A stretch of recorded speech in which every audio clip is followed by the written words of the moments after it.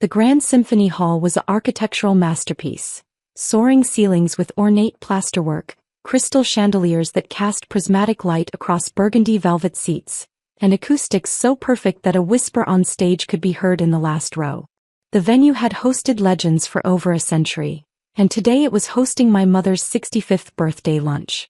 The hall's private dining room overlooked the main stage through floor-to-ceiling windows, giving guests a spectacular view of the auditorium below. White-clothed tables were arranged elegantly, each centerpiece featuring orchids and gold-trimmed china. My mother had always loved grand gestures, and my brother Michael had certainly delivered. I arrived exactly on time, wearing black jeans, a simple white silk blouse and leather ankle boots. My hair was pulled back in a casual ponytail, and I carried a gift wrapped in understated silver paper. Paya. Mom greeted me with air kisses, her eyes immediately scanning my outfit with barely concealed disappointment. You came. We worried you'd be too busy with whatever it is you do now. Happy birthday, Mom, I said, handing her the gift. She set it aside with the others, not opening it. You could have dressed up, darling. This is the Grand Symphony Hall, not some coffee shop open mic. The dig was subtle but clear. Coffee shop open mics, where she assumed I still performed, chasing a dream that had supposedly died years ago.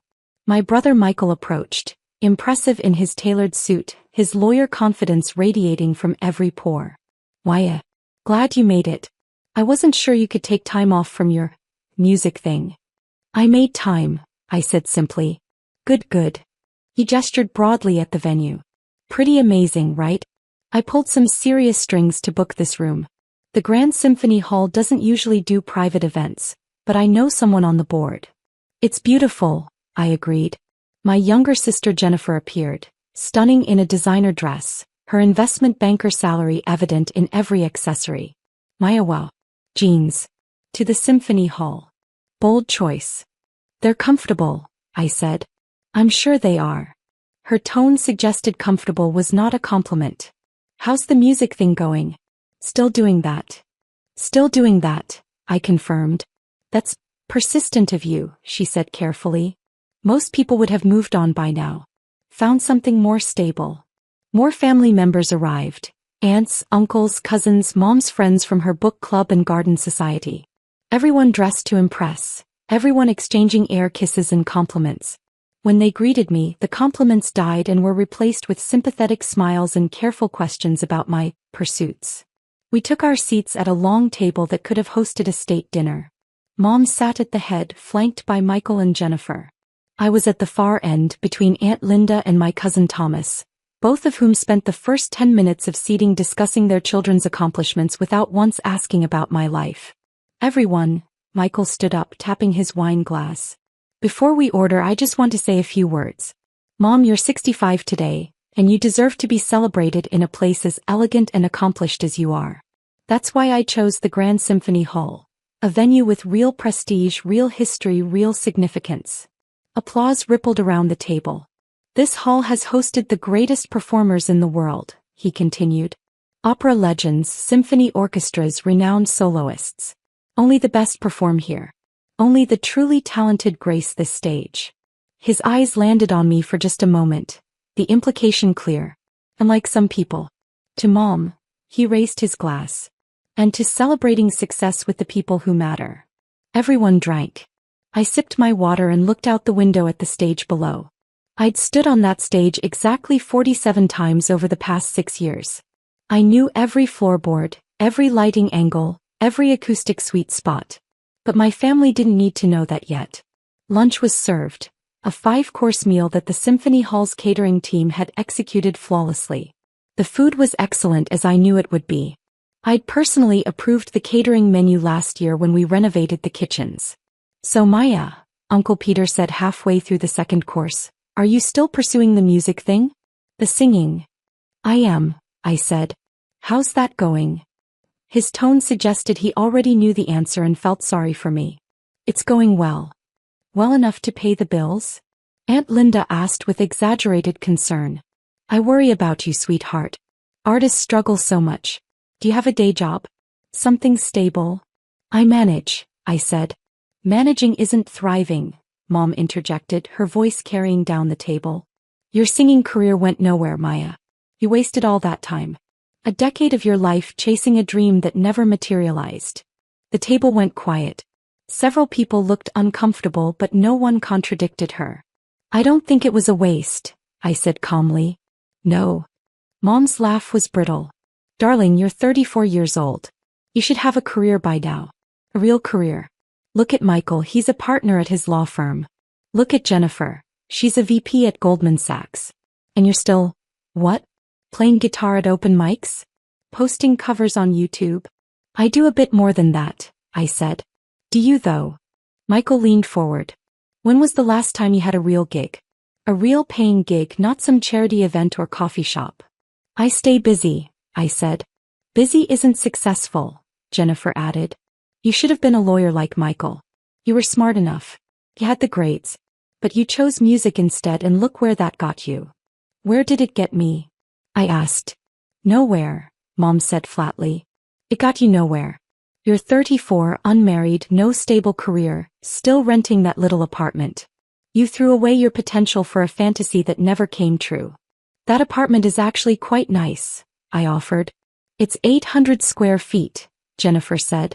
I've been there. Tiny. And in that neighborhood. You could do so much better if you'd just gotten a real job. My phone buzzed in my bag. I ignored it. The thing about music, Uncle Peter said, his tone professorial and condescending, is that it's fine as a hobby. But as a career, the odds of success are astronomical. 1 in a million make it. The rest struggle in obscurity their whole lives. Which is why we worry about you, Aunt Linda added, patting my hand. We love you, Maya. We want you to be happy. But you're not happy, are you? You're struggling. Admit it. I'm not struggling, I said. Pride, Mom sighed. You always were too proud to ask for help. Michael, maybe you could get Maya an interview at your firm? Administrative position? Paralegal? Mom, I don't need, I began. Everyone needs stability, she interrupted. You can't pay rent with applause, Maya. You can't build a future on dreams. At some point you have to face reality and make practical decisions. My phone buzzed again. Then again. Do you need to get that? Michael asked, annoyed. We're celebrating, Mom. I pulled out my phone and glanced at the screen. 3 texts from David Park, the venue director.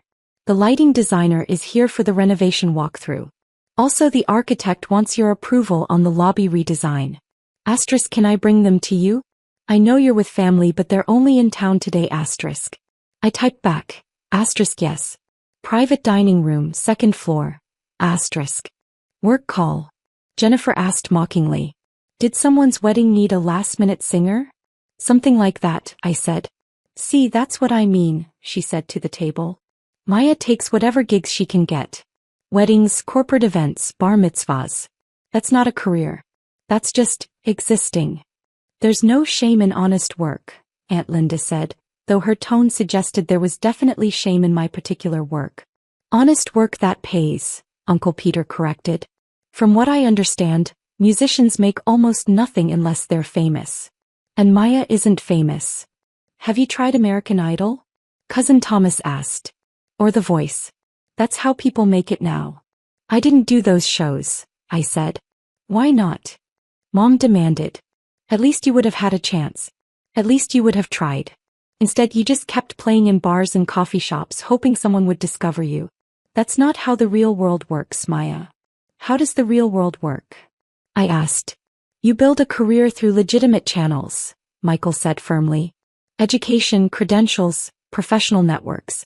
Not by posting songs on the internet and hoping to get lucky. I haven't relied on luck, I said. Haven't you though? Jennifer challenged. You chose the longest possible odds.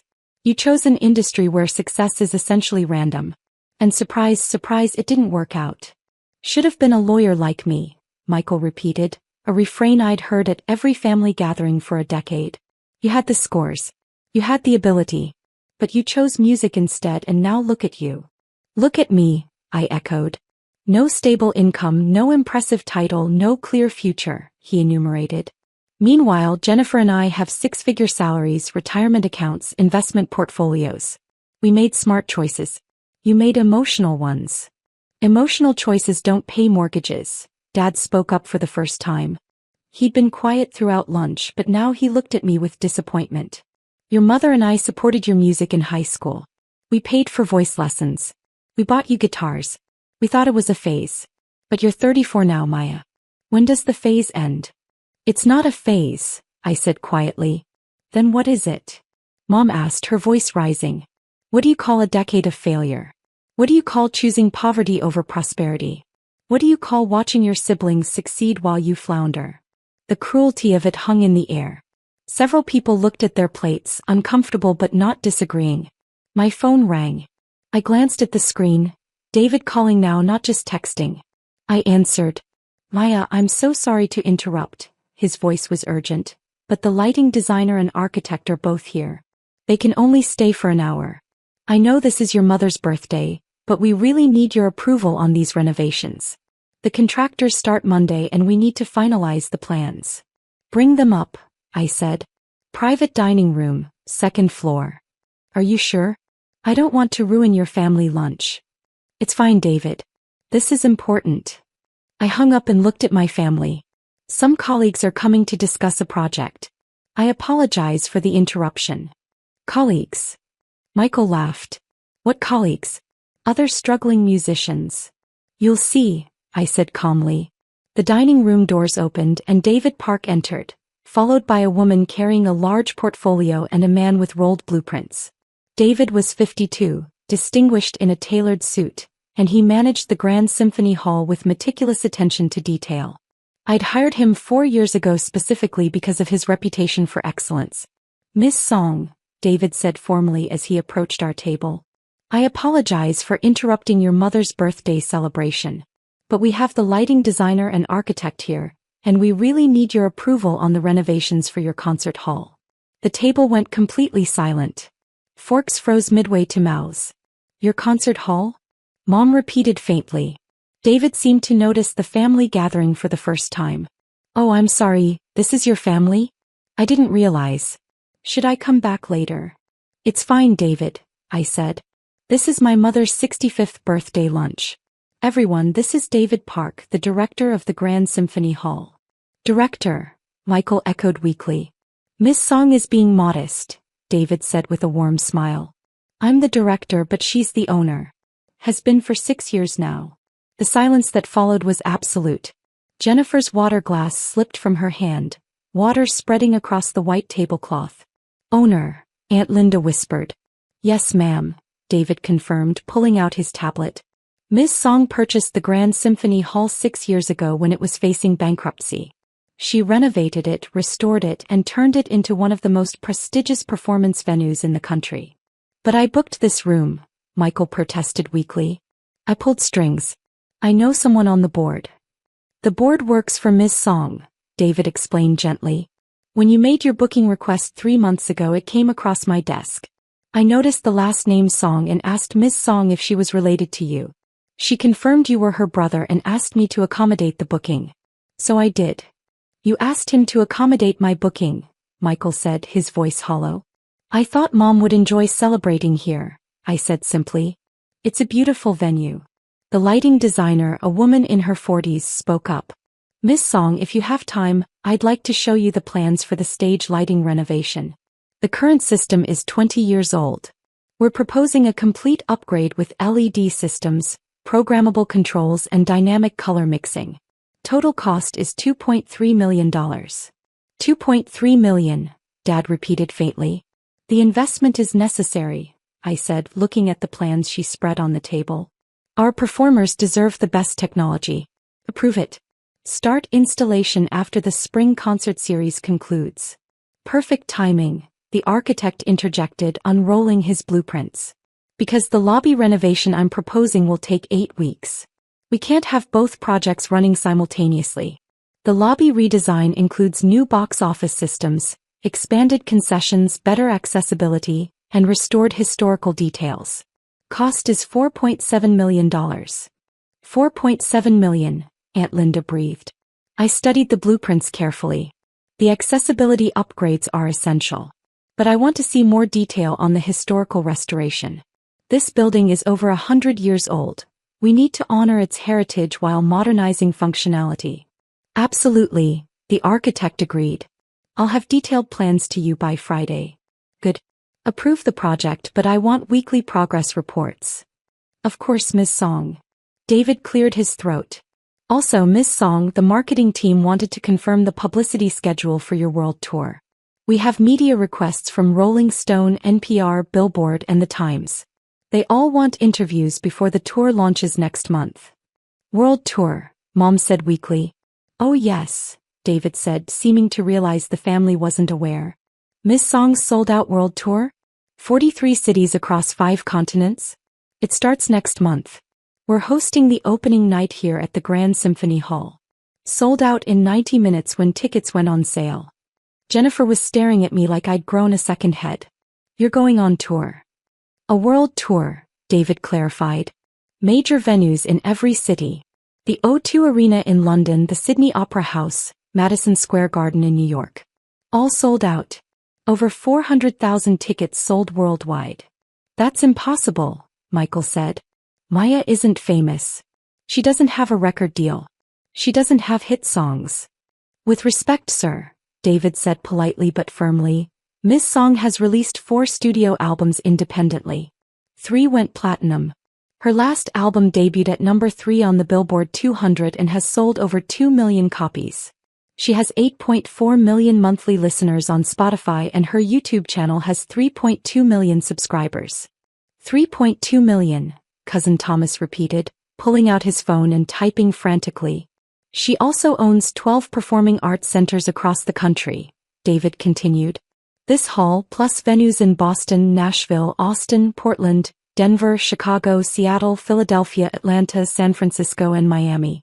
Combined, her venues host over 2,000 performances annually and generate approximately $180 million in revenue. $180 million, Dad said, his voice barely audible. That's just the venue revenue, the lighting designer added helpfully. Her music career generates significantly more. Album sales, streaming revenue, merchandise, licensing deals. Forbes estimated her annual income last year at around $35 million. Mom made a sound like all the air had left her body. $35 million?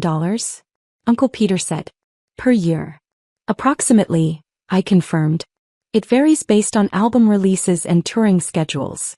This year will be higher because of the world tour. We're projecting around $52 million in total revenue from ticket sales, merchandise, and VIP packages. You're worth tens of millions of dollars, Jennifer said faintly. My net worth is approximately $240 million, I said calmly. The 12 venues are valued at about $160 million collectively. My music catalog is worth roughly $45 million. I have another $35 million in investments in cash. Total net worth around $240 million, give or take depending on market valuations. The silence was deafening. Cousin Thomas held up his phone, his hand shaking. Maya Song. Holy shit. You're the Maya Song. The independent artist who revolutionized the music industry by building her own venues and distribution network. You're in Forbes. You're in Billboard. There are case studies about you in music business programs. I prefer to keep a low profile, I said. Low profile? He was scrolling frantically. You've been nominated for 6 Grammys. You've won 3. You performed at the Kennedy Center. The president invited you to perform at the White House.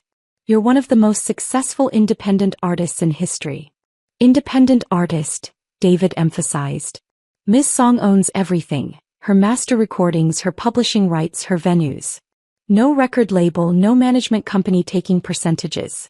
She built this empire herself. How? Mom whispered. How did we not know? Because you never asked, I said simply. You assumed I was playing coffee shops and struggling. You never asked about my actual career. You never inquired about what I was building. You just decided I'd failed and treated me accordingly. But you live in that tiny apartment, Aunt Linda protested. I live in an 800-square-foot loft 3 blocks from this venue, I corrected. It's my primary residence when I'm not touring, which is about 4 months a year. I also own a house in Malibu, a condo in New York, and a flat in London. The tiny apartment is just convenient. You own property in 3 countries, Jennifer said hollowly. 4 actually.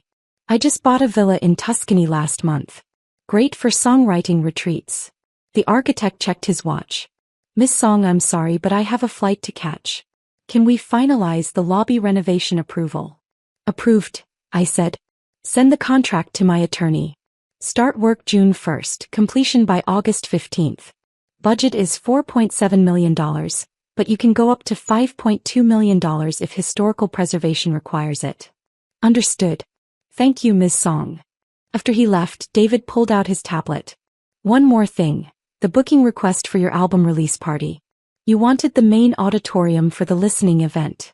We're thinking 300 invited guests, full orchestra performance of your new arrangements, followed by a reception. Date confirmed for October 22nd. Confirmed, I said. And David, let's make sure the catering is exceptional. Use the Symphony Hall's premium menu. The same menu we're serving today? He asked. Exactly, I confirmed. He smiled knowingly. I'll make sure everything is perfect. Enjoy your mother's birthday, Ms. Song. After he left with the lighting designer, the dining room remained silent. 23 family members staring at me like I was a stranger. Your album release party, Mom said slowly. At the venue you own. With an orchestra. I write a lot of orchestral arrangements, I explained. This album is more symphonic than my previous work. I wanted to perform it with a full orchestra in a venue with perfect acoustics. Since I own the venue, that's fairly easy to arrange. You own the Grand Symphony Hall, Michael said, still processing. The venue I pulled strings to book. You own it. I do, I confirmed. And I appreciate you organizing Mom's lunch here. It's a beautiful venue. Perfect for celebrations. I didn't organize anything, he said bitterly. You did. I just made a reservation at your venue without knowing it was yours. You picked a perfect location, I said gently. That shows good judgment. Jennifer had her phone out, scrolling through search results. Oh my God. Your Grammy wins. Your sold-out tours. The profiles in Rolling Stone and Billboard. How did we miss all this? Because you weren't looking, I said. You were too busy assuming I'd failed to check if I'd actually succeeded. The coffee shop comment, Aunt Linda said weakly. I said you were still playing coffee shop open mics. I haven't played a coffee shop in 8 years, I said. My last coffee shop gig was in 2016. By then I'd already released my first album, which went gold. I'd already purchased this venue. I'd already performed at Carnegie Hall. But you assumed coffee shops because that fit your narrative. What narrative? Dad asked quietly. That I made the wrong choice, I said. That pursuing music was stupid. That I should have been a lawyer like Michael or a banker like Jennifer. You wanted me to fail because my success would mean you were wrong. So you decided I'd failed without ever checking the facts. That's not fair, Mom protested weakly. Isn't it? Think about every family gathering for the past decade. What did you say to me? Still doing the music thing. Found a real job yet? When are you going to get serious? You never once asked if I was successful. You just assumed I wasn't. You could have told us, Michael said. I did tell you, I corrected. 3 years ago at Thanksgiving I mentioned I was touring Europe. You said, oh how nice, a little vacation. When I said it was for work you changed the subject. You didn't want to hear about my success because it threatened your worldview. Your albums, Jennifer said, staring at her phone. They've sold millions. Combined, your 4 albums have sold over 6 million copies. That's not struggling. That's massive success. Independent success, I clarified. Which is harder but more profitable. I keep 90% of album revenue instead of 15%. I own my masters instead of some label executive. I control my career instead of being controlled. A waiter appeared to clear plates, noticed the tension and quickly retreated. The world tour, Cousin Thomas said, still scrolling. Opening night here, then Boston, Nashville, 14 cities in Europe, Australia, Japan, then back to the States. That's a $52 million tour. You're grossing $52 million on this tour alone. Gross revenue, yes, I confirmed. After expenses, venue costs, staff, production, travel, profit will be around $18 million. Still significant, but touring is expensive. You'll profit $18 million from one tour, Dad said, his voice full of wonder. This year, I said. Next year might be less if I focus on recording instead of touring. Or it might be more if I do a summer festival circuit. Income varies based on how I choose to spend my time. How you choose, Mom repeated. You have choices. Real choices. Financial freedom. I do, I agreed. Because I built something sustainable. I didn't chase fame, I built infrastructure. I didn't wait for a record deal, I created my own distribution. I didn't hope for success, I engineered it. By buying venues, Uncle Peter said, finally understanding. You bought performance spaces so you'd always have places to perform. That's brilliant. It's strategic, I said. I started with this hall 6 years ago. It was bankrupt, mismanaged, losing money. I bought it for $18 million, invested $8 million in renovations, and turned it profitable within 18 months. Used the cash flow to buy the next venue. Then the next. Built a network of spaces I control. And now you have 12, Jennifer said. Worth $160 million collectively. Worth more than that probably, I said. Those are conservative valuations. Real market value is closer to $220 million. But I don't plan to sell them, so the exact number doesn't matter. Michael looked broken. I told you to be a lawyer. I've spent 10 years telling you made the wrong choice. And you're worth $240 million. $240 million in assets, I corrected. Cash flow is different. But yes, the music thing worked out well. The music thing, he laughed bitterly. That's what we called it. The music thing. Like it was a hobby. A phase. Not a $250 million empire. To be fair, I said, I was building most of this quietly. I didn't do a lot of press.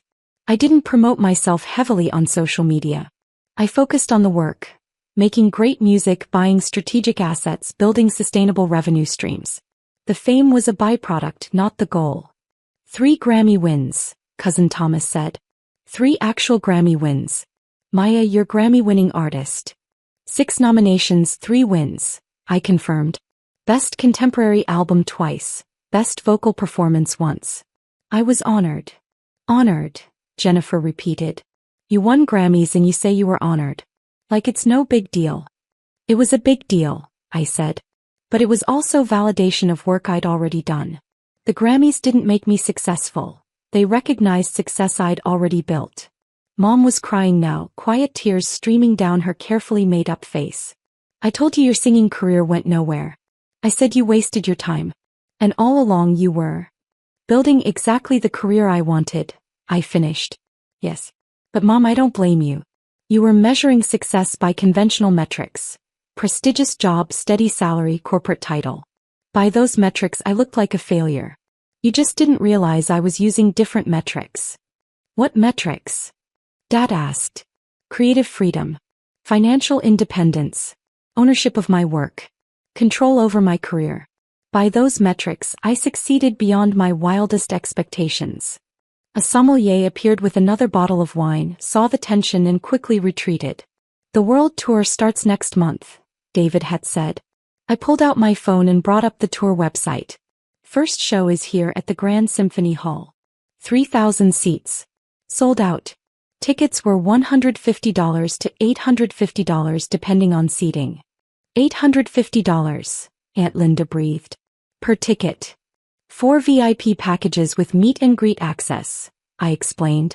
Regular seats were $150 to $350. Still sold out in 90 minutes. That's $2.1 million gross for one show. $2.1 million, Uncle Peter repeated. For one concert.